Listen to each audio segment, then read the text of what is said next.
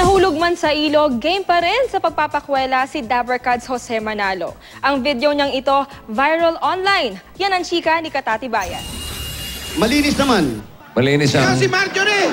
Sakay na isang makeshift na balsa, natanaw mula sa ilog ang one for all for one winner kahapon na si Marjorie. Maya-maya, bumaba sa gilid ng ilog at sumampas sa balsa si Jose Manalo. Habang kausap ni Wally Bayola si Marjorie. Si Jose, nagbalsa na. Hanggang... Sa kuwang ito na viral na online, na ipakita aktual na pagkahulog ni Jose sa ilog.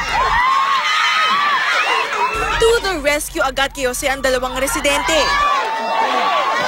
Kakaibang pakiramdam yun.